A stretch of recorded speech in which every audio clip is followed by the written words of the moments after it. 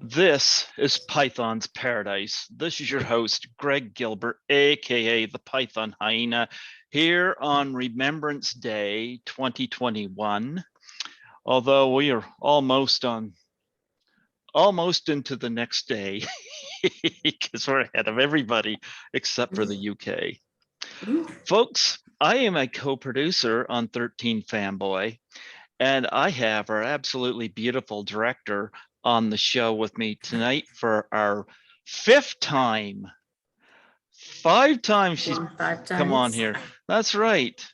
Yes. Japers, I don't know if too many people put up with me 5 times, except for my cat's asleep. He's ignoring me. Folks, I give you our lovely 13 Fanboy director, Debi Sue Voorhees. How do you do, Debi Sue? I'm terrific. Thank you. I still call you Debi Sue from part 5. I don't know that anybody else does. It's just, I don't know. It's what I always affiliated with you. And look what I am wearing.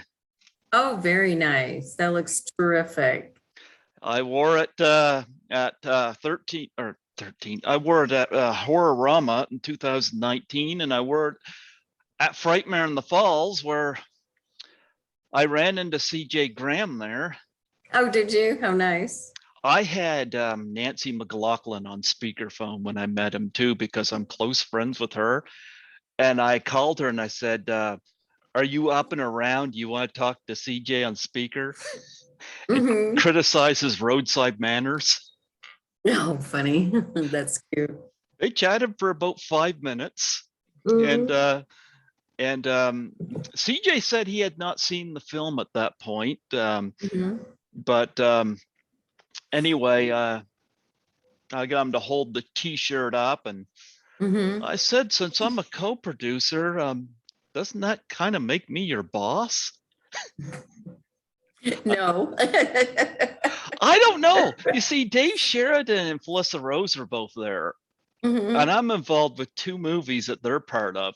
And Dave Sheridan looks at me and he goes, "You're our boss." And he looks at Felissa and says, "Hey, meet your boss." Felissa's like, "Hi." Funny. That's cute. Anyway, and I have this. Look at that. Very nice. Yes. This was back. Yeah, this was back when Tom Matthews was still associated with it. And I tell you, he got a lot of attention on this. I feel bad he's not in it, but yeah. But nonetheless, I just got back from Frightmare in the Falls in Toronto. Gotta make sure I put this in flight. There you go. I just got back from Frightmare in the Falls in Toronto, and actually Niagara Falls. And I get to promote this further. And I have a few people asking questions, so there you go. But I most recently wished Tracy Savage a happy birthday. Nice. Actually, I sent her a text about it, and she's coming on here again for a 3rd time. We always do Boxing Day. Oh, okay. That's great. Yeah. And she's well aware that she's the reason I spent all this money on this film. I said you name dropped her, and my wallet went into pain as a result. That's cute. Yeah. But nonetheless, I wish I could have saw this film on the big screen. I would have preferred that. Right.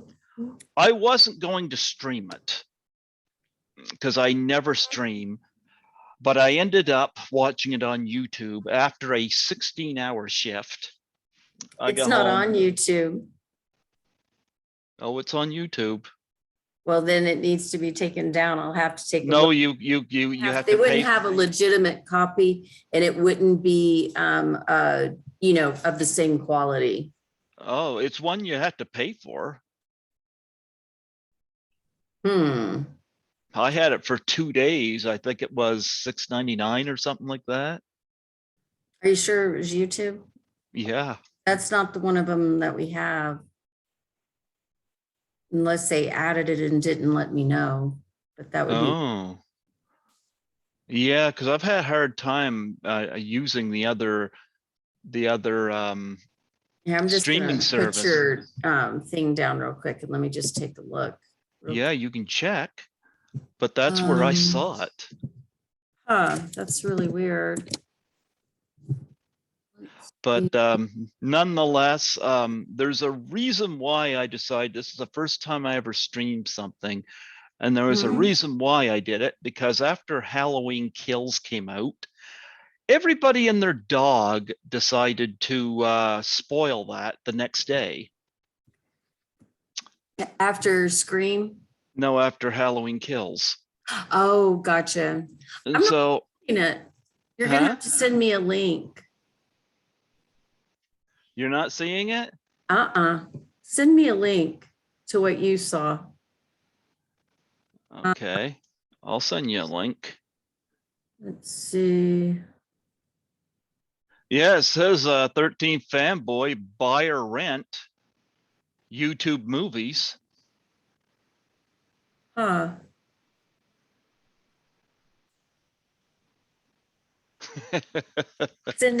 me the link. Can you email it? I don't know how to do that because I can't click on it unless it okay. All right.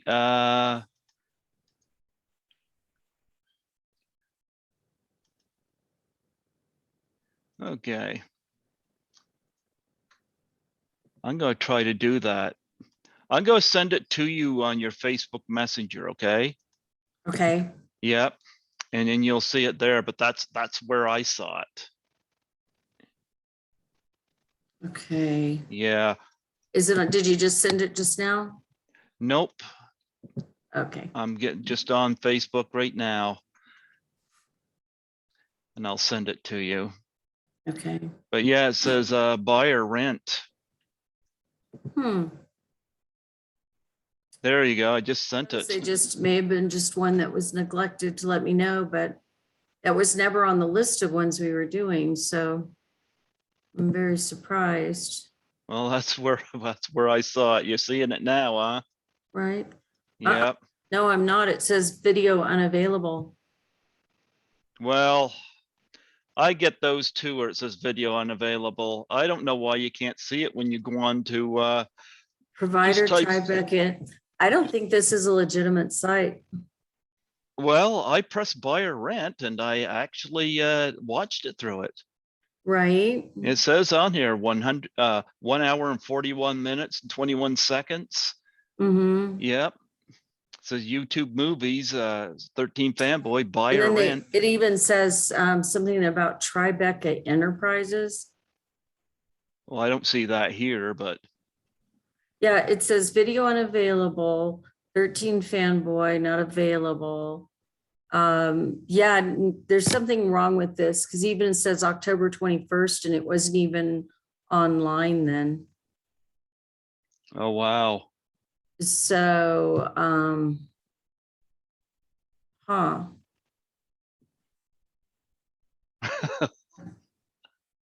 You learn something every day. You don't have a that's the only link you have? Yeah, like I don't have a copy of the film, you know. Right. This is the first time I've ever ordered something on streaming. Yeah, usually when somebody when it's something like this, the quality isn't the same. If they've ripped it from somewhere, they have access to our original quality, and so it'll look all wonky and weird. There was nothing wonky and weird about you. Well, about the film. Now the dogs, they were wonky and weird a little bit. Okay.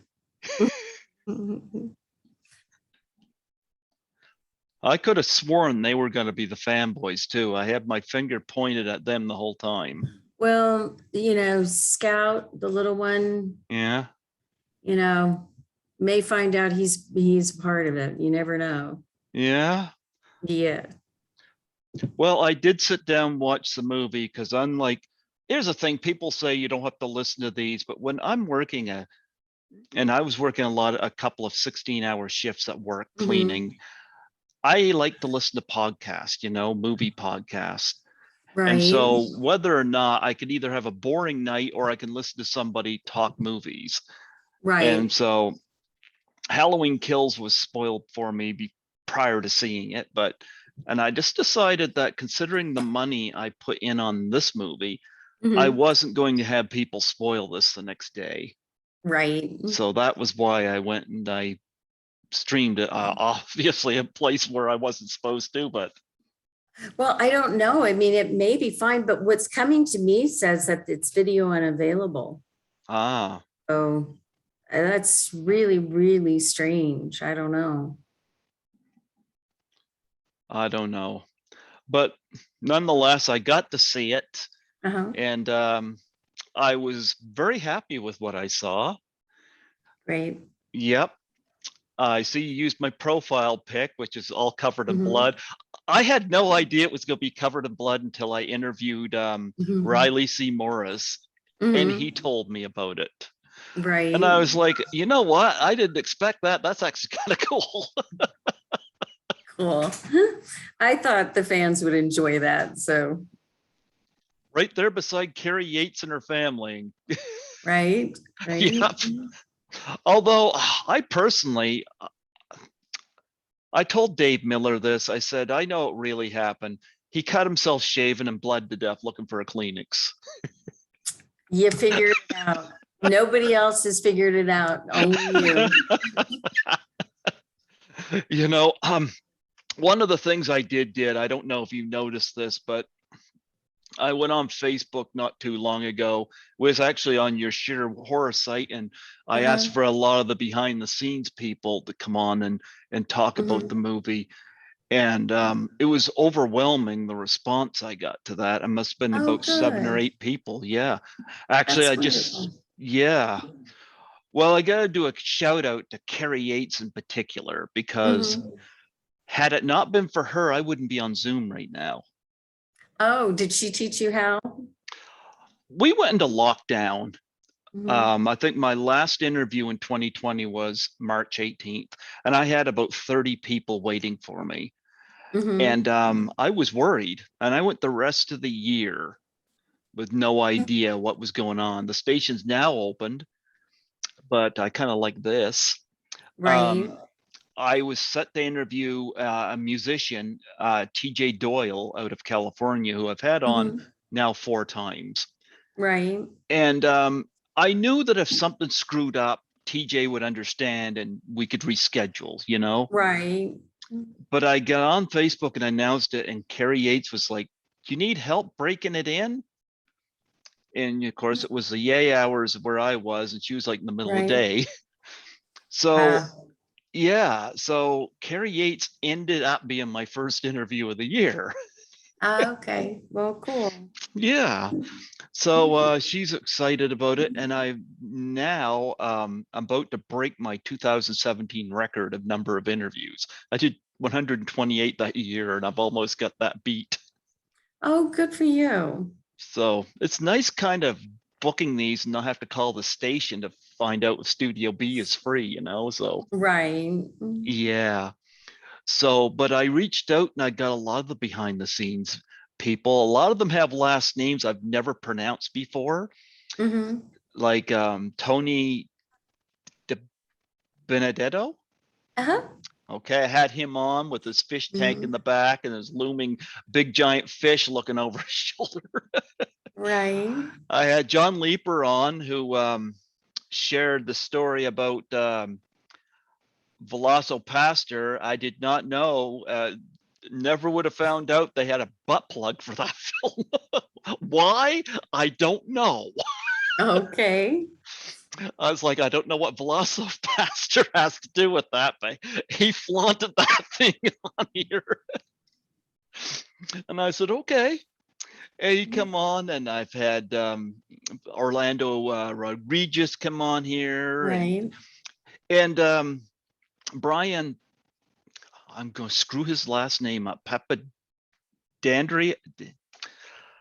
I'm going to screw his last name up, and I'm so apologetic to him.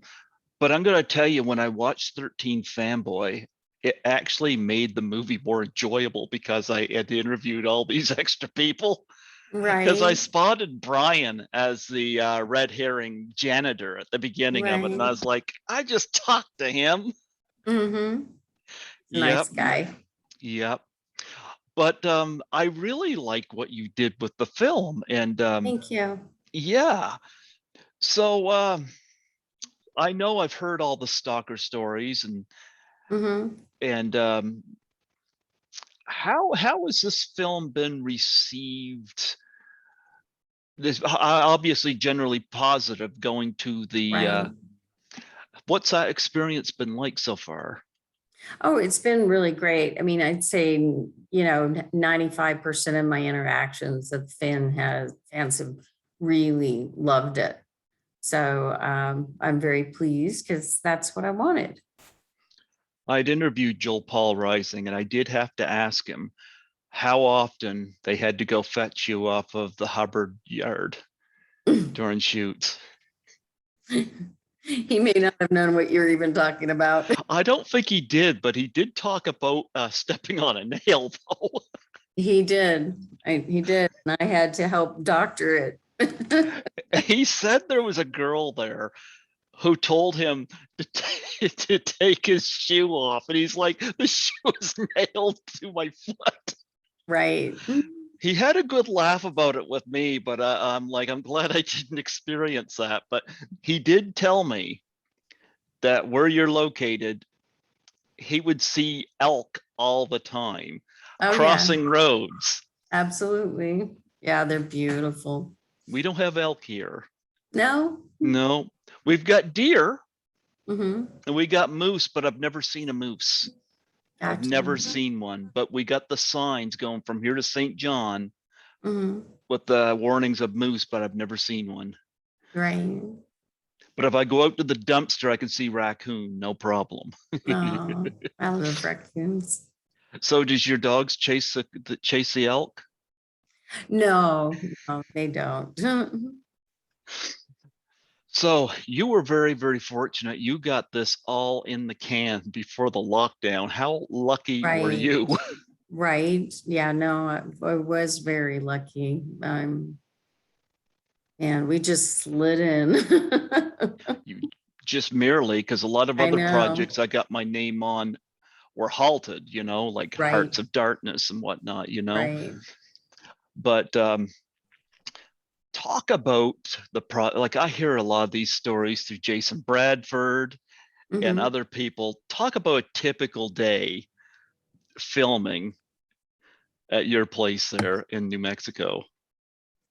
Oh God, it's a zillion things. I mean, um, most crew members work about 12 hours. I work about 16 or more to try and get through everything. There's so much to do. It's just unbelievable. There's the logistics of making sure, that whoever we need to pick up at the airport to be there, whether it's an actor or it might be somebody, we had a special effects person coming in to do some gunshot stuff for us. We didn't have any live rounds or anything on set, or even, the fake stuff on set, but we did have the explosions in, for where the bullets were supposed to hit. And so we had somebody fly in for that. And so there's a lot of going and getting things. And it's a matter of making sure that there's somebody there everywhere. You've got to make sure. I mean, this is all the outside stuff, not including actually making the film. You got to make sure the food is there. And so you have to make sure everybody is in line doing what they're supposed to. And making sure everything makes it to set. I mean, if you could have a crucial sweater, believe it or not, or a crucial anything that has to be there, a weapon or a prop or, anything like that.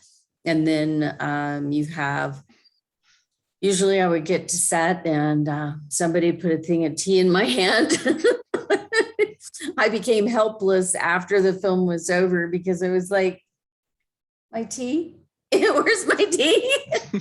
Like, I used to know how to make tea. I don't know how to make tea anymore. Well, the girls got And I have to chocolate. go, huh? The girls got chocolate. Oh yeah, I'm basically a hot chocolate fiend, and so luckily we had somebody who was catering for us that made sure I had hot chocolate at least a couple times a week. So and really good hot chocolate because I'm picky. Well, I heard that you had to bribe the little girls with chocolates, and I'm like, Not little girls, only one little girl, the youngest. so did you have to like bribe the rest of the cast? No. She was pretty adorable. She'd say, "Can I have a chocolate after you finish the scene?" You didn't say that to Kane Hodder, like, can I have a chocolate? No, did not. But then, then you get into kind of the meat of what you're doing, and that is, making sure that everybody gets to makeup, make sure the makeup's right, that it's, especially if you're continuing from a scene before, then you've got to look back at what the makeup was like the day before and make sure all the continuity is there.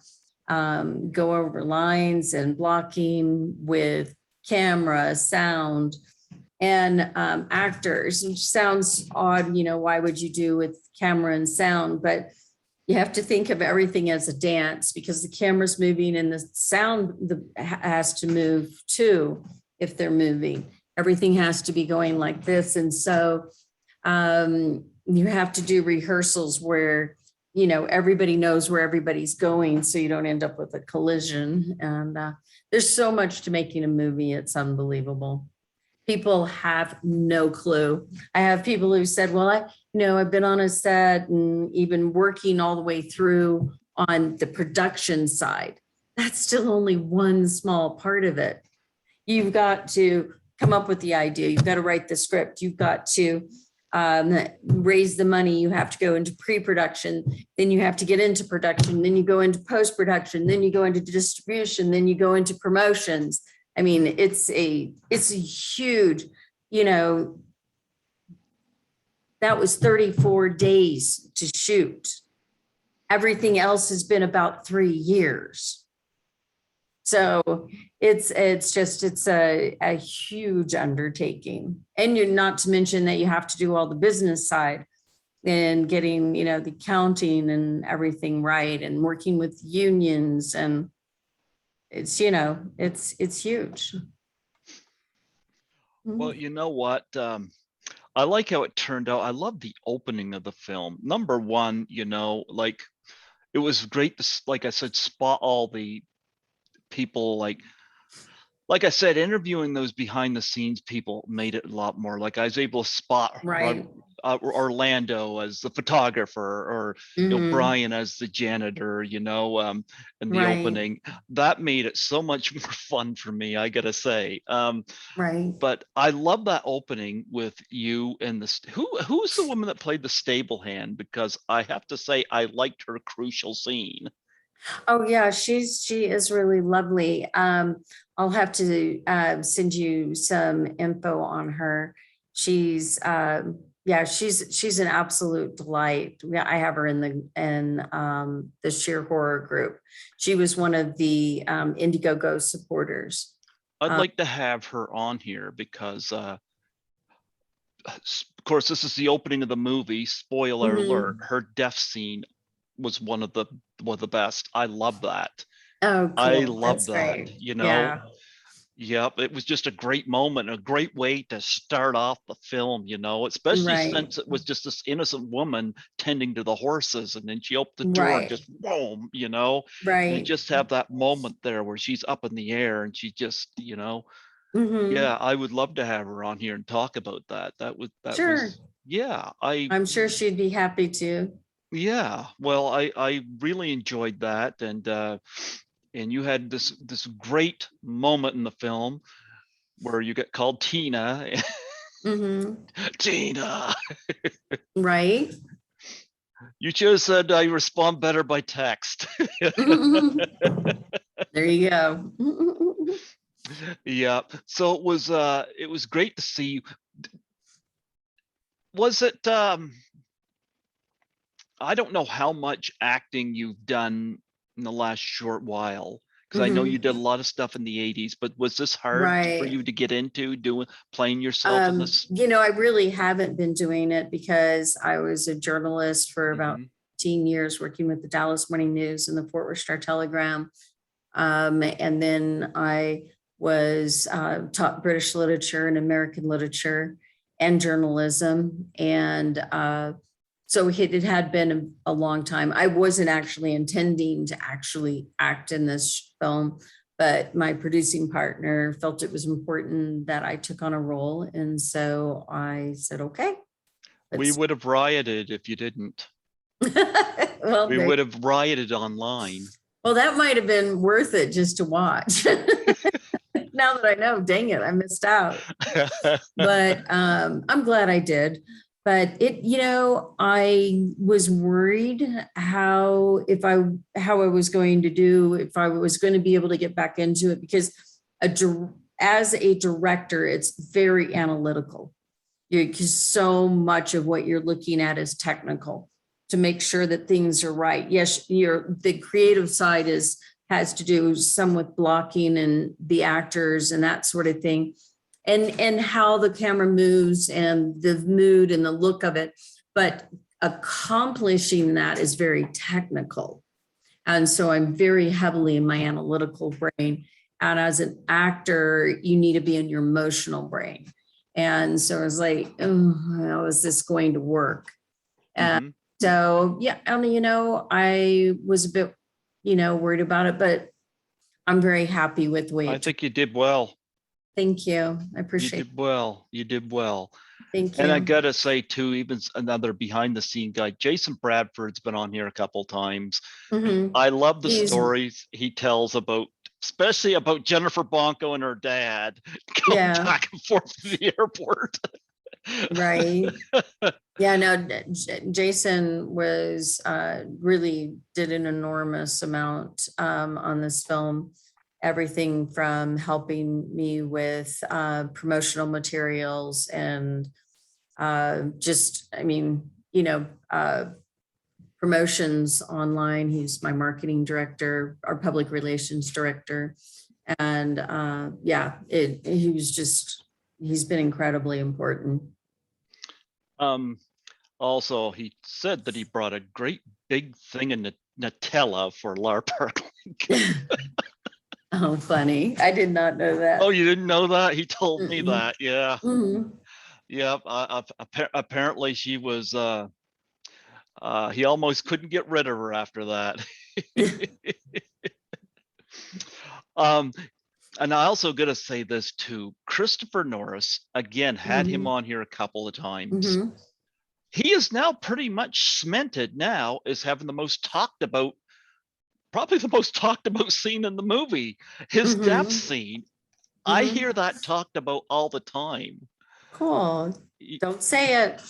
I'm not going to say it, but I'm going to tell you, it was a great moment. He's one of our investors. Oh, yeah. I like Chris because, I know he came to Troy Elke's aid a couple of times, I think Chris is just a great guy, but I love watching him. He doubled for Harrison Ford in Indiana Jones and the Kingdom of the Crystal Skull. Did you know that? I did not. So that kind of makes him a badass. I always tell him that he's kind of a badass. Right. But I like that he's listening to Victim by first Jason there. Right. That reminds me, speaking of music, and I might have missed this. Did you use anything by John LaJoie for this? No, I didn't. He's a fantastic artist, though. Because I know he did that song that featured right. Yeah, a recreation of the Tina and Eddie scene. So right. Yeah. Okay. No, I was wondering if I had missed that, Yeah. But I also heard that during the convention scene, I felt bad about this too. I interviewed Sean Clark back in January, and he Uh-huh. said he was supposed to be a cosplayer in this, and he just couldn't Uh-huh. make it work. Right. Right. I just had this image of him showing up in a Barney outfit. Cute. So I had Dee Wallace on here a couple of days ago. Uh-huh. First time I'd spoke. Well, I had her on here in 2015, and I met her at Horrorama 2018. Mm-hmm. First time I ever met somebody at a con who had their own debit machine. She was the first and only one I ran into with that. Mm-hmm. Um, so Dee was brought in when, correct me if I'm wrong, she was brought in when Adrian King pulled out, right?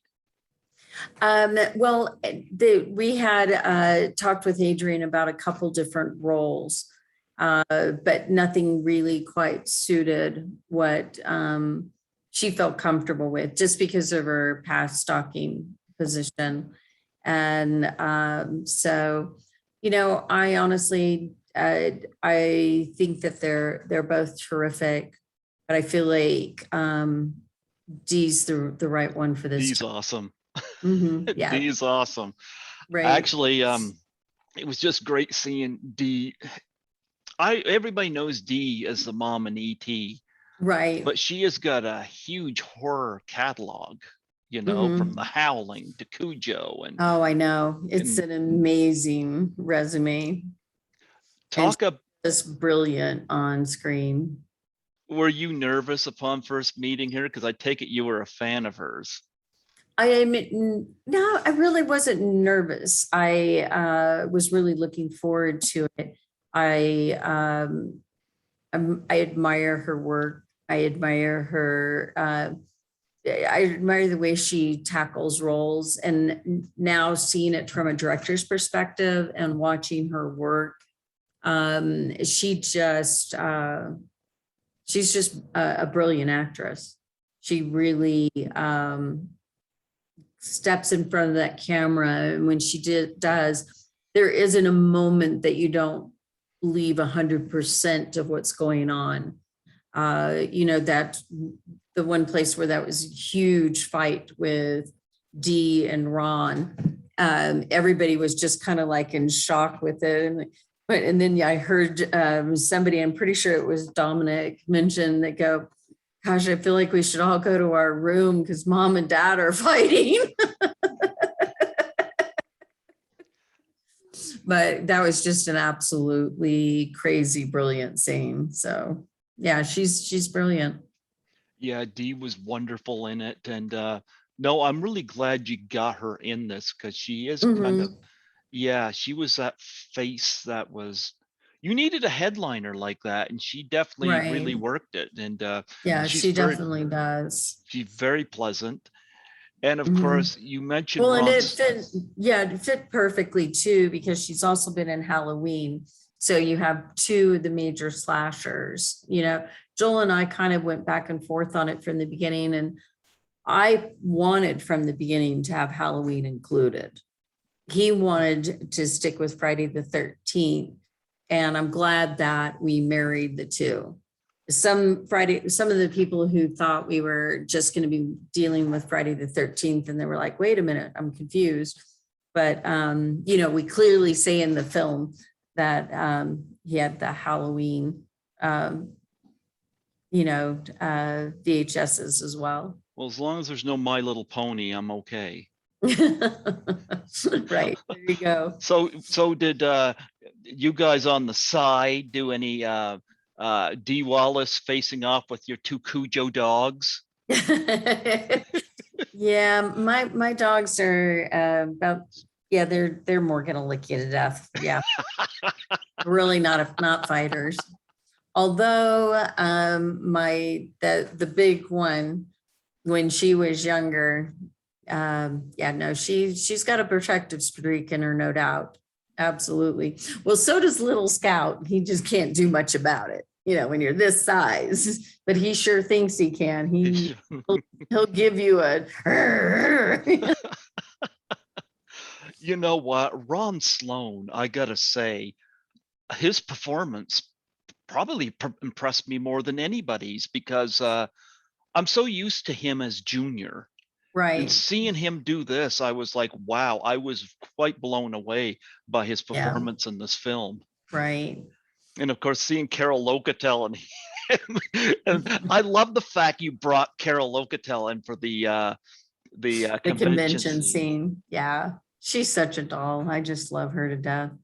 Ron had sent me, and Jason Bradford, of course, had made these. Speaking of Jason Bradford, look at that. I got Oh, one of these from nice. him. Yeah.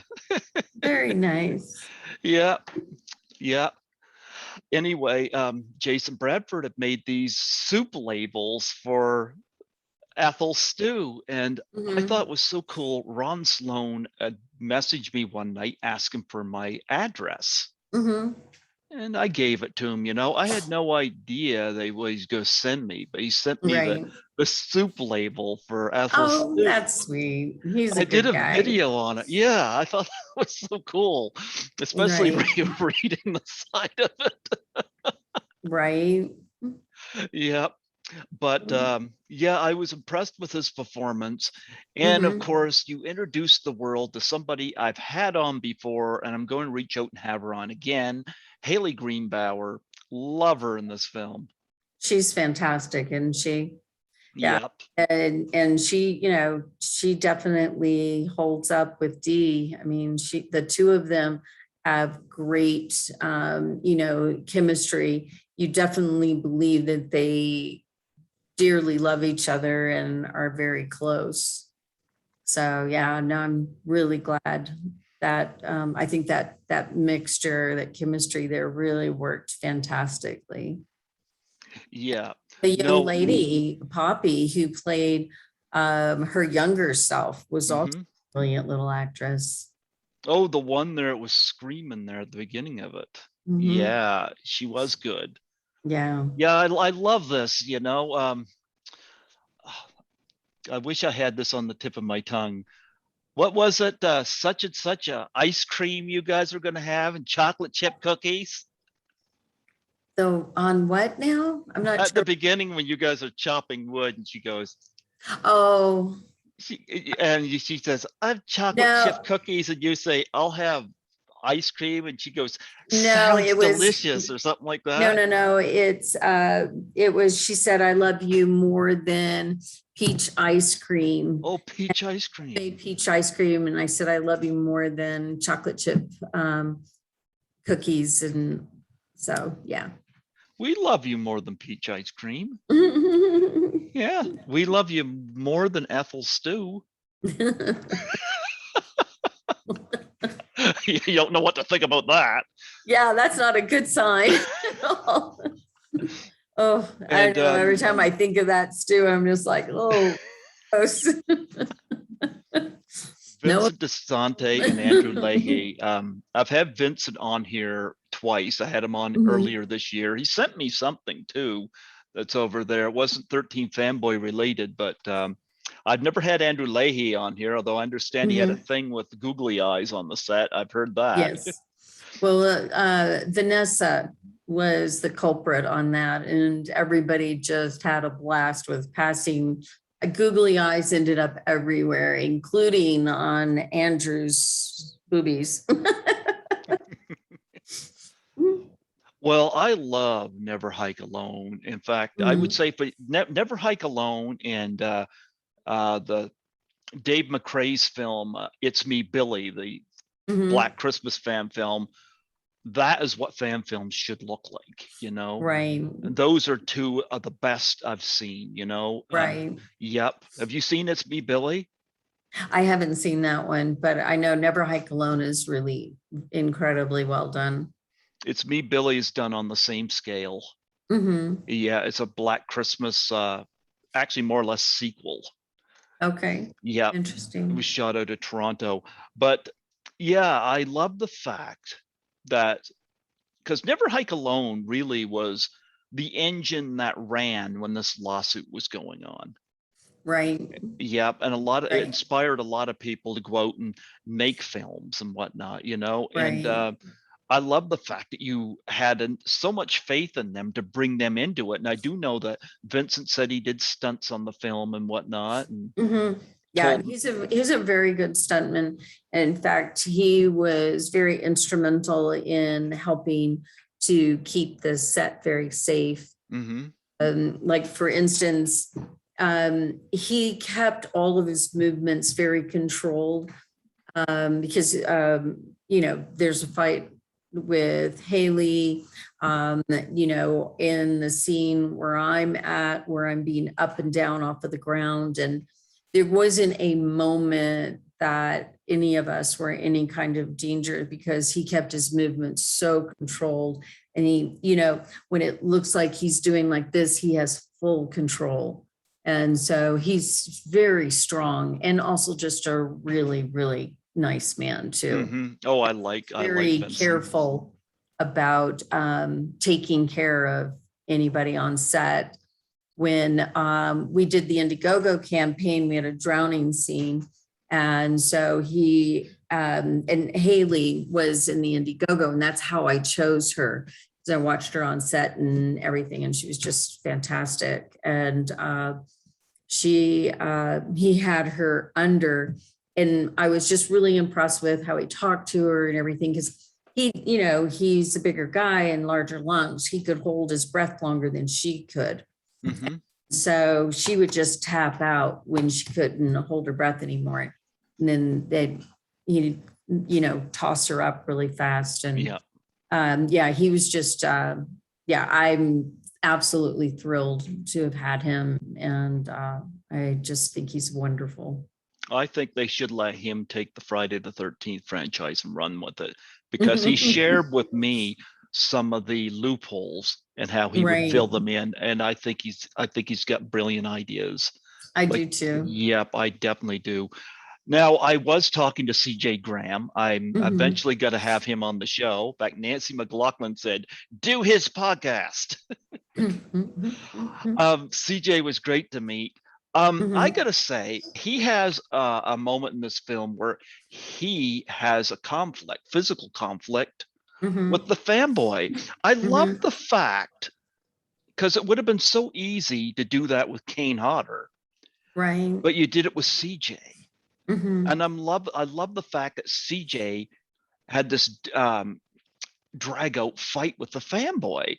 Right. Talk about bringing CJ into this, and his I didn't get to talk a lot with him about this, but him doing this fight scene. Yeah, no, I'm thrilled that he came on board. The fight scene worked brilliantly.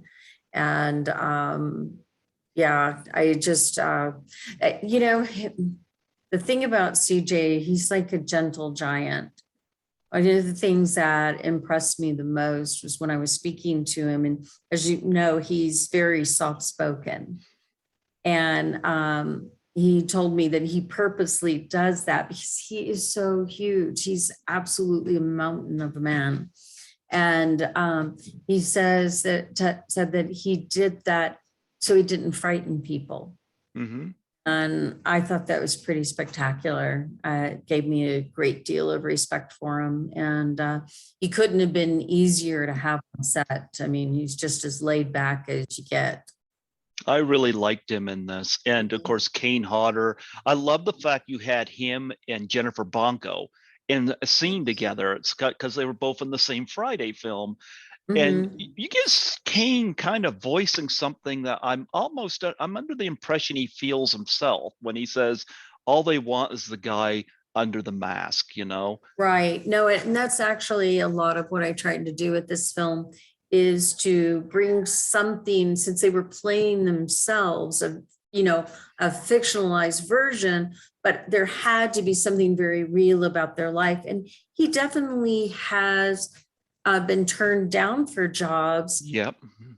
Qualified for, because they couldn't get beyond him being, the silent killer, silent monster.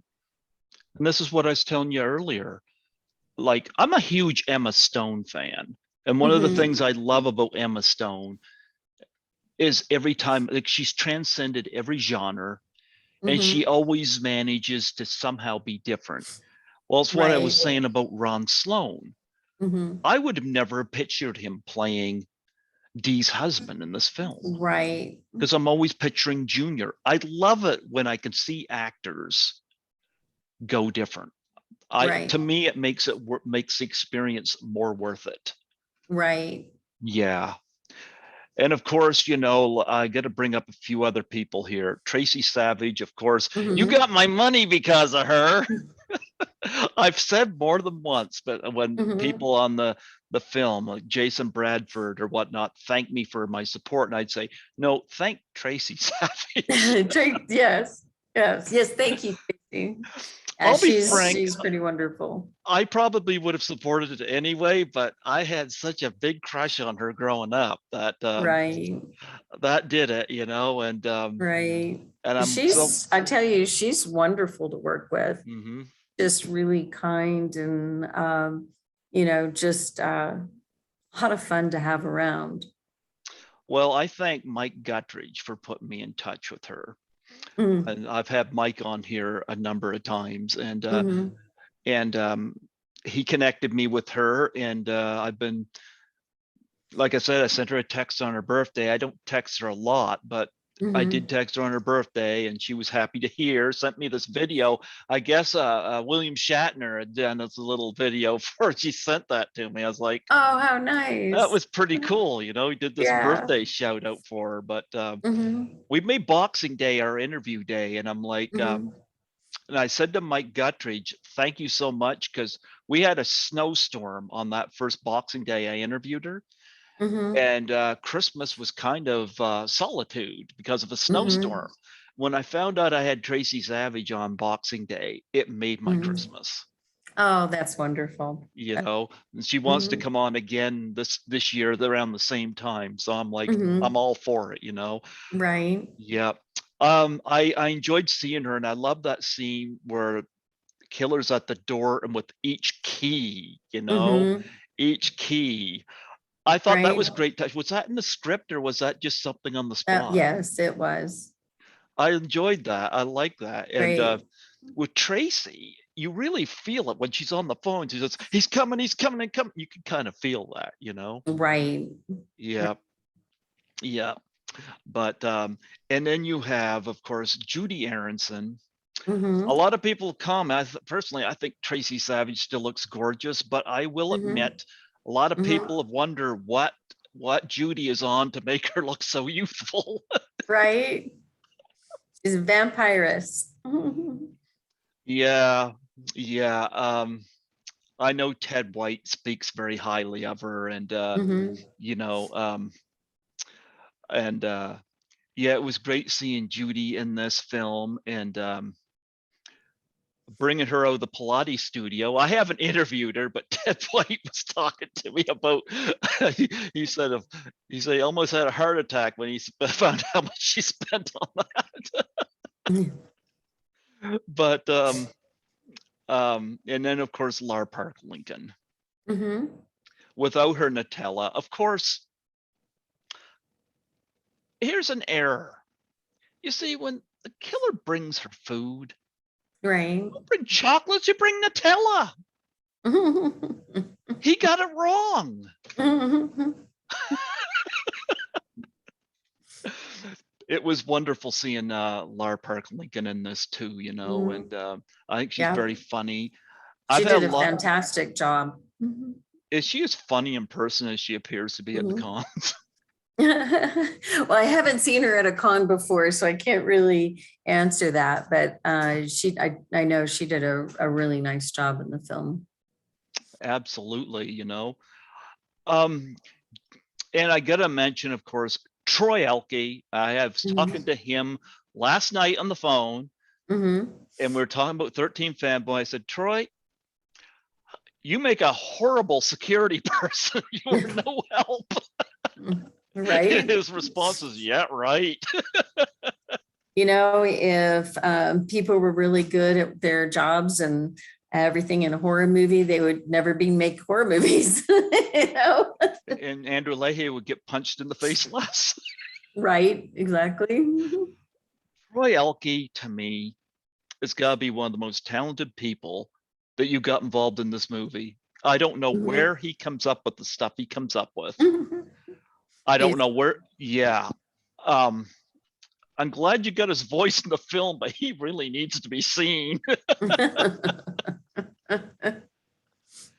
Yeah, Troy is great.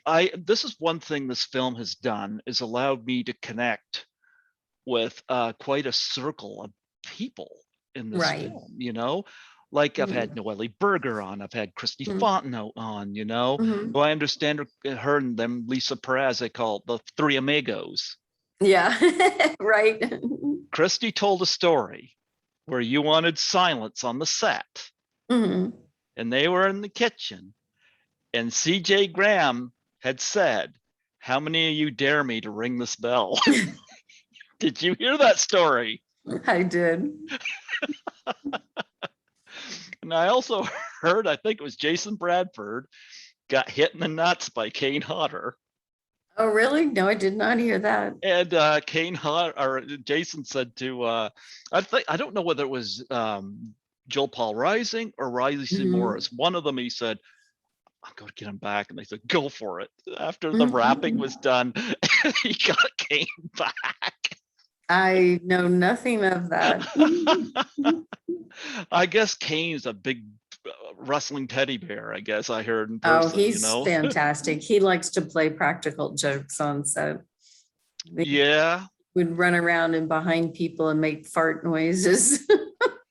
I wonder if he got that from Leslie Nielsen. I don't know, but it was Leslie Nielsen would do that. On set. Yeah. Yeah. So, are we looking at a sequel? We're gonna have to see if the fans respond well enough to it to make it financially viable. We would love to. Because I was thinking, if you make a sequel, rather, because you know you got this one's called 13 Fanboy, just call the next one Fanboy 2. Right. As opposed to 14 Fanboy, just call it Fanboy, because Fanboy, you can't drop the 13 because 14 is not bad luck. You've got to have the 13. Okay, call it 13 Fanboy 2. Because thinking, bring in somebody like Danielle Harris. There you go. We'll see. We've got a lot of, we've been kicking around a lot of ideas for a while. You can bring in Troy Elke. Right. I'm all for that. So all in all, you know, what was the hardest part about filming this movie? What was the most difficult? In the production end of it, or which is way different. I mean, because that's a really small part of the whole thing. The logistics of getting everybody there, because we shot in Ruidoso, New Mexico, and the airport was 3 hours away. So that's a lot of time to have one of your crew members gone. And of course, you know, we had the people there to do it, but still the logistics was pretty tough. There were a lot of things, you know, it was cold. The fight night was really difficult because of the cold. So yeah, no, that's, and then the day that we shot Corey Feldman, it was a really long day. So that one was really difficult. I forgot to bring him up. You guys celebrated his birthday there. We did. He, yeah, no, he's very, he's really talented. And he was a lot of fun to have on set. He basically took the script and got the gist of it and then basically threw it away. And like Bill Murray. He did a fantastic job, though. It really worked. I gotta say, I laughed every time he's on screen. Yeah, he's brilliant. You know, comedic. Yeah, no, he's definitely did a fantastic job. And how cool is it that on the producer section on the IMDb, one of the producers is Mike Merriman? How convenient is that? Well, as you know, I used a lot of different people's names in the film. And so I basically went down and I was like, yeah, That's a great name for Corey. So I went and looked among those who in the Indiegogo and used those various names. And Tiffany Helm, I remember, had told Mhm. me her picture was going to be in the film. I didn't know what. I was actually surprised how she was used in the film. Right. Talk Right. about that. Yeah. Well, it's kind of I feel like it's a major part of it because it really is when Haley Greenbauer, who played my granddaughter Kelsey Voorhees, really finds out that this killer is not just been her grandmother. And so, yeah, it's a very pivotal moment in the film. Yeah. Well, there's a lot of people that are not in the film that love their incorporations. Jimmy Presley said he loves the fact that Christopher Norris plays Jimmy the janitor. Right, right, exactly. Yeah. No. So how have the circuit? I know you've gone around, you've been to various places and seen the screenings. How Mhm. is the film doing right now? It's doing well. I mean, we won't know fully until all the outlets have, quarters where they report. So it'll be a while before we know. But Hmm. things seem to be going really well. So yeah, we'll just have to wait and see. Well, listen, I want to see an uncut version of the film. And I'm going to tell you something. Listen, Mhm. back in 1997, everybody Mhm. was raving about Titanic. Right. Here's me at Titanic. Mhm. That was me through 3 hours of Titanic, just Right. like this. I Uh-huh. found Titanic boring. I saw it on a double billing Mhm. with Tomorrow Never Dies. Mhm. And thank goodness Tomorrow Never Dies woke me up. Oh, good. You know, Titanic's a well-made movie, but I'm sitting here Mhm. thinking anybody that says horror films should be 90 minutes hasn't sat through 90 minutes of boring Titanic. I love Titanic, but Oh, please. has different ideas of the kind of movies they like. A lot of times too, I've noticed that even sometimes I won't respond well to a movie, but I sometimes find it's maybe what I'm feeling that particular day. Because sometimes I've had that happen and I've gone back and watched it later. I'm like, oh, actually, this was really good. I really enjoyed it. Well, are you going to do an expanded cut of No, 13 Oh, no, please. I'm done with editing. Oh, come on. Do It's edited extended just cut. right where it needs to be. We did several different looks at it and it's where it needs to be. I want to do the 3 hour cut. No, it's not gonna happen. I want to see more of lingering on my shot. I'm just kidding you. I said to Dave Miller, I said, you got the part I wanted. You got to be Tracy Savage's husband. And then I'm watching the film and I'm like, no, I take that back. I got to live. There you go, exactly. I just got blood on me, my picture. I'm Right, like, right, I'm good. right. There you go. I'm good. No, I like how it turned out. You had some great music in the film as well, Thank you. Um, so I think you've got something that you should really be proud of. Thank you. I am proud of it. And I love, like I said, I love the whole community. Mhm. I remember talking to Jason Bradford. Actually, he called me one night. I actually just got Mhm. home from work and my cell phone rings. It's Jason Bradford, because he knows I've pitched the Doubtfire Face challenge, and he knows that Mhm. I have a lot of knowledge about suicide and depression. He calls me up, and I thought this was kind of cool. Jason says to me, he says, I wanted to talk to you about something. And he said that he said 13 Fanboy is all wrapped. And he said he was Mhm. feeling very down about it. He was Mhm. feeling so down about it. And I said to him, I said, you know what? One of the perks was I was supposed to be on set Problem is, I Mhm. just couldn't make that arrangement. But Right. nonetheless, I said, I got to live this through you guys. I mean, just hearing his Right. stories about Jennifer Bonco and her dad. I mean, if I ever get Jennifer Bonco on here, Banco. oh, it's Banco? Uh-huh. I've heard it pronounced both ways. Mm-mm. No, Oh, I'm sorry. it's okay. Yeah, Jennifer Banco. Yeah, just the relationship between her and her dad and the tricks he Mhm. plays on her. I said to Jason, I said, I feel like I was on set just hearing the stories, or Joel Right. Paul Rising in The Nail, or him Mhm. seeing the elk. I Right. feel like I've experienced this film without even being there. Absolutely. And I said to Jason, I said, don't you have a film coming out with Tom Matthews and Vinny Grestefaro? And he said, yes. I said, there you go. You got this. And he's got his short film, Bitch. I love Mhm. that title for a werewolf movie. Right. Or is script. Yeah. I said to him, I said, by the end of it, he was very uplifted. And I know he sent me some additions that he's done where he Mhm. asked for my opinion. I was quite honored that he would ask me, Right. you know.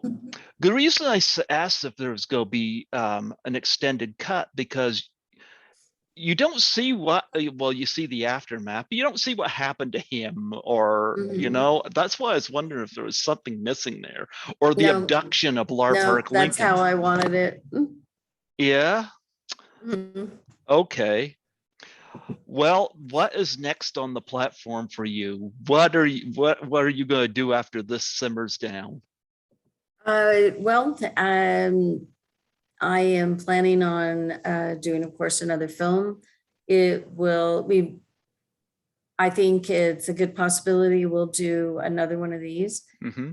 But I also have a true life ghost story that we're looking at too. So Yeah. You want me to submit my pictures for any more of these? I'll do it. I gotta say, I have my picture in the film was great. To find out it got splattered in blood, that was just something I really appreciated hearing, because you really incorporated people that weren't even able to be there. So right. I was quite happy. In fact, it was Christy Fontenot, I think. Mhm. This was before I saw the movie, sent me a still shot of my picture. Mhm. And I was like, okay, here's looking good. Cool. Here's looking good. So I appreciated that. I'm looking forward to getting the film on Blue. I don't know what perks I'm supposed to get with this. Mhm. I have no idea. I It's have no idea. there will be a DVD. We have to, because of our contract with our distributor, we can't send out DVDs or anything until after they're released in stores. Hmm. And so I'm waiting to get that date and find out a little bit more about what's going to be happening with that. And hopefully I'll be able to make an announcement and let everybody know. I was hoping to be able to send out sooner, but it's a lot different when you're supporting a film that is going to theaters and stuff like that. We don't have as much freedom as somebody that's releasing it on YouTube, like a fan film. And so I I think, say take your time. thank I'm you. I good. appreciate I'm it. good. Thank I'm you. good. Like, I Thank know that you. I got stuff still coming to me from Hearts of Darkness. Actually, I Mhm. never mentioned that Deborah Sullivan, the cackle queen, as I call her. If you've seen Secret Mhm. Santa, you know why I call her that.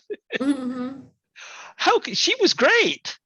Oh yeah, she's a terrific actress. Oh yeah, I loved seeing her in this. Mhm. Yeah.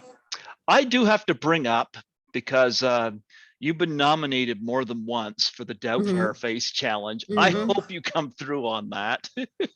I don't know when I'm going to have time, and I know you wanted me to get people on set, but there's just was no way. I told you there was Actually, you know no what? possibility Here's of it what here's happening. And let me explain why. Yeah. They're in the middle of the set. I Uh-huh. can't ruin their makeup, their hair, their clothing, and everything, because we're shooting. It But just, they might give you chocolates. I'm Listen, good. I wouldn't expect that. This is one Right. thing, and I said this to Tracy Savage. Because I said, don't do it in the middle of the pandemic. I said, wait till Mhm. things die down. I said that to Melanie Kinnaman, because I Mhm. don't know what the pandemic's like where you guys are versus where we are. We got the jump on the pandemic. We got the jump on it. We've had, Did it hit you faster, I guess, because you're closer around New York or something? um, actually, we were kind of ready for it. Mm-hmm. We've had, actually, we didn't have a death until a Mm-hmm. doctor had left Camilton and went somewhere and come back and inflicted one of his elderly patients. We Oh, were death wow. free until that. Well, he lost his practice because of it, Oh. but we got the jump on it. We've had a few deaths. I haven't seen it personally because I work as a cleaner. I work Mhm. generally back shift, Right. so I don't work around a lot of people. So Right. yeah, so we got the jump on it, and I did get fully vaccinated, and the only reason I did it because so I could travel to Toronto. Lisa Mhm. Langlois from class of 1984 is a Mhm. good friend of mine, and I said Mhm. if she's okay with me showing up and seeing her, I said then I'm okay. And she said she Mhm. was looking forward to seeing me because I always Mhm. connect with her when I go there. We got Right. matching T-shirts done from class of 1984, including Nice. a face mask. Yeah, Lisa introduced me to my first con. So Mhm. yeah, and I've been going ever since. So Okay. yeah, so I got the vaccination. I told Toronto, I said I did this for you guys. Mhm. Mhm. So Nice. yeah, but in terms of the Doubtfire Face challenge, do it Mhm. when you're ready. You don't have to do. I know Ron Sloan did it, Mhm. and Judy Aronson I went after on Cameo because somebody told me to, Mhm. and Mhm. she promises she's going to do it, but she wasn't able to then because of the pandemic. Again, she's in California Right. versus here, so I don't know what the circumstances are there. Right. Yep, but yeah, I've dealt with that. And so when Robin Williams had passed, I don't know who started this, but I was like, I'm going to run with this because it kind of reminds me of the Mhm. whole Nickelodeon thing when I was younger because I used to enjoy that. So, Right. but I don't know how many times you've been nominated, but I'd say at least 3 times. So, and I'm going to I tell you, only know of one, so Scotty McCoy, uh, I don't remember that. Scotty McCoy nominated you. I didn't see it. Yeah, Scotty nominated you. Mhm. And I know one person who will remain nameless, but you know him. He said if you haven't done it by the time he does it, he's going to nominate you. I don't even have no idea who you're talking about. Oh, you've seen him in the last short while. You've seen him at some of the Hmm. screenings. I don't know. You'd have to tell me. Mhm. I'll tell you, it's Adam Marcus. Ah, okay. Adam's going to get the whole skeleton crew in on it.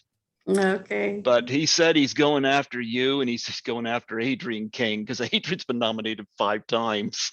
Okay. Yep. But I've had some people respond to that. But my suggestion, do it when you're ready. Don't put yourself at any COVID risk because I don't know what it's like even where you are. Right. Yeah. But yeah, people want to see you do it. I've heard that. And I've been asked if Debbie Sue has done it yet. I see. Okay. I'm just giving you a heads up. All right. Now, I was going to ask one more thing before, and I just lost my whole train of. Oh yeah, you live in New Mexico. Mhm. Did you ever meet Jesse the Body Ventura? No. Mhm. You see, you should get him in the next Fanboy film.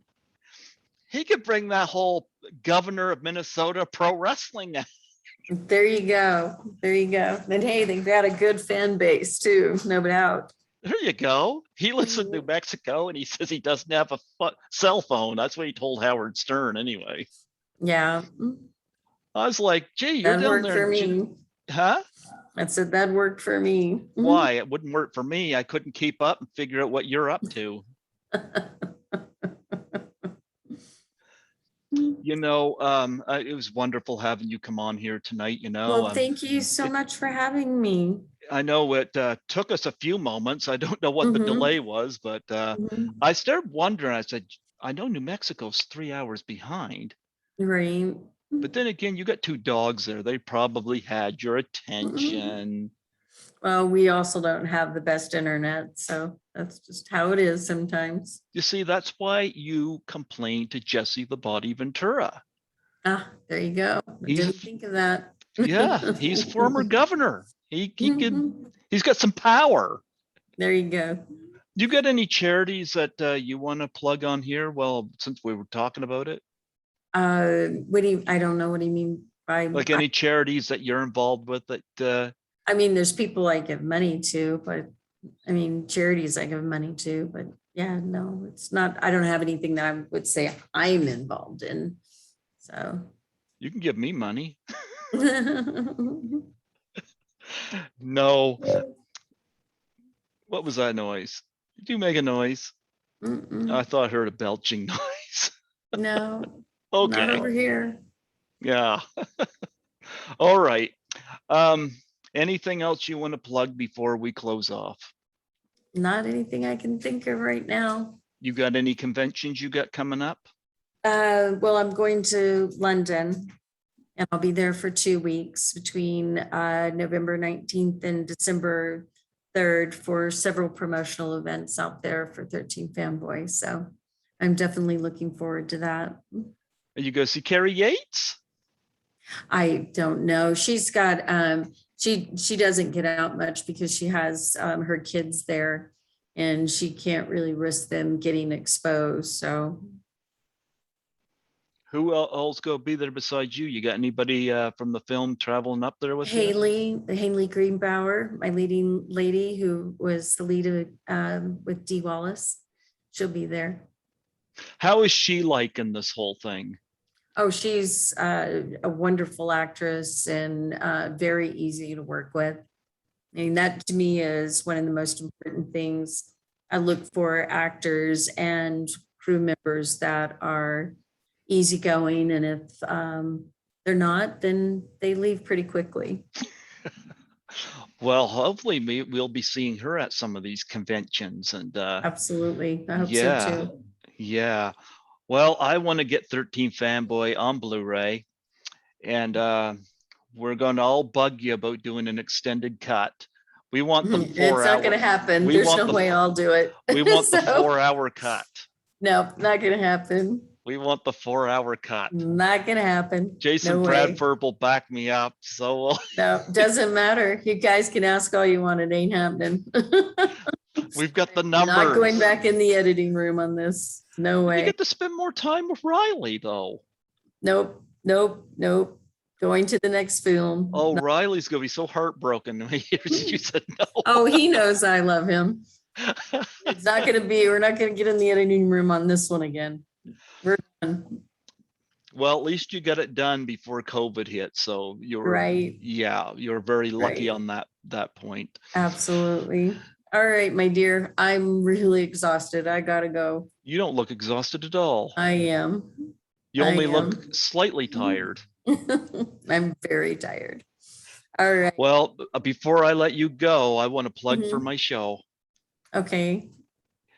Just state your name, say you're listening to Greg Gilbert on Python's Paradise, and of course, we're both involved with 13 Fanboy. Okay. Hi, this is Deborah Voorhees. I am the director of 13 Fanboy and Tina from Friday the 13th, and you are listening to Greg Gilbert, Python Paradise. Absolutely. I appreciate being involved with this film. In fact, I even loved it when the music. Thank you. I even loved the music cue change whenever me and two other co-producers appear on the screen. I was like, that was pretty cool. So very happy about this. And yeah, this is your 5th time on here. I thought it was the 4th, but okay. It's the 5th. I've known about 13 Fanboys since our third interview. Right. Yep. So there you go. All right, my dear. Thank you so much. Thank you so much. God bless you. And We'll see you Ditto. on the next project. All right. Take care. Bye-bye. Bye-bye.